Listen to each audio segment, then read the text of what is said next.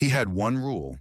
One warning he repeated to everyone who ever came near him: never open my door. At first, his roommate thought it was just a quirk. Maybe Daniel was private. Maybe he was hiding a messy room. But the truth behind that locked door wasn't just unusual, it was horrifying. And when it finally came out, it shook an entire neighborhood. Daniel Reed wasn't the kind of person who stood out.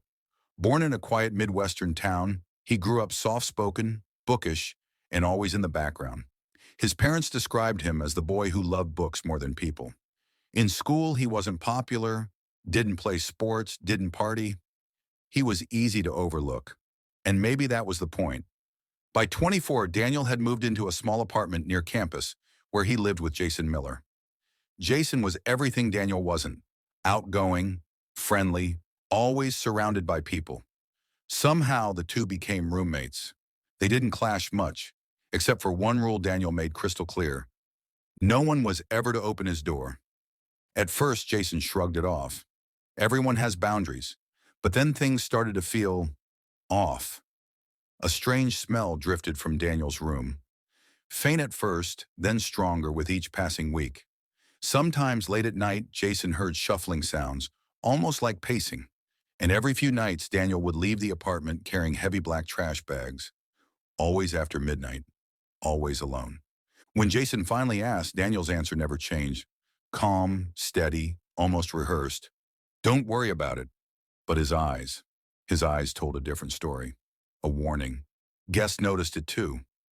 Even with the door shut, there was a heaviness in the air near Daniel's room, something that made the hair on the back of your neck stand up. And more than once, Jason swore he heard voices inside. Though Daniel never had visitors, the unease grew into fear. Jason started avoiding his own home when Daniel was around. But the rule never changed. Don't open my door. Then came the stormy October night. Rain hammered the windows as Jason came home early. The apartment was silent. Daniel wasn't there, but the smell was unbearable. Thick, rotten. It filled the hallway like a living thing. Jason stood frozen in front of that door. His heart pounded. His mind spun with excuses. Maybe it was mold. Maybe an animal had died in the walls. But deep down, he knew it was worse. After half an hour of pacing, Jason's fear finally gave way to something stronger: curiosity mixed with dread. With shaking hands, he forced the lock. The door creaked open. Darkness. And then, the stench. It was suffocating.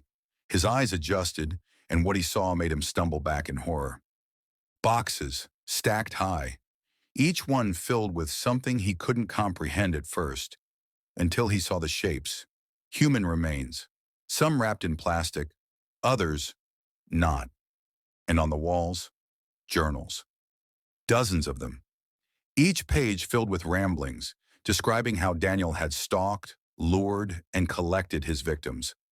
The quiet, bookish roommate had been hiding bodies just feet away for months. Jason ran into the street screaming for help. When Daniel returned later that night, the police were waiting. He didn't resist. He didn't explain. He only looked at Jason with that same calm expression and said the same words he'd said all along. I told you never to open my door. The truth left an entire community stunned. How could someone so quiet, so invisible, live with such darkness while pretending to be ordinary? Could it have been stopped earlier if anyone had ignored his warning? And here's the bigger question. If you were Jason, would you have opened that door? This was the story of the roommate who never wanted you to open his door. If you found it chilling, don't forget to like this video, subscribe, and tell us in the comments where you're watching from. Your support helps us bring more stories to light.